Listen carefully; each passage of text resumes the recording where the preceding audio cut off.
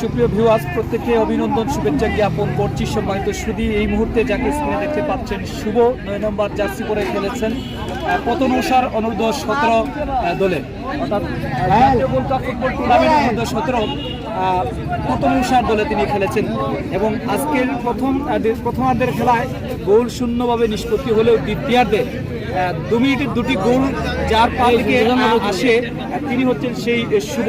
9 নম্বর jersey পরে তিনি খেলেছেন। আজকে এখানকার দর্শক তথা এখান যারা ফুটবল বিশেষজ্ঞ, ফুটবল বাজিগর, তাদের নজর তিনি কেড়েছেন। আমরা তার সাথে কথা বলার চেষ্টা করছি। শুভ, এই মুহূর্তে কেমন লাগছে আপনার? অনেক ভালো লাগছে যে এই ম্যাচে আমার অনেক আগ্রহ হয়েছিল যে এই ম্যাচে খেলার পরে গোল দেওয়ার পর আমার অনেকটা হয়েছে যে আমি অনেক আরও আগের লেভেলে এগিয়ে যেতে পারবো।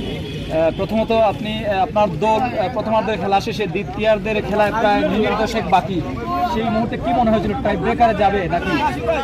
প্রথমত মনে হয়েছিল টাই ব্রেকারে যাবে, কিন্তু লাস্টে যে অ্যাটাকিং দ্বিতীয় ইয়ার পরে আমাদের যে অ্যাটাকিং শুরু করেছিলাম সেটাকে মনে হয়েছিল আমরা জিতবো। এই জয়ে কাকে স্মরণ করবে আপনার টিম ম্যানেজার কিংবা টিম কোচ, মানে কার মাধ্যমে আপনি এতটুকু এগিয়ে এসেছেন, কাকে স্মরণ করবে?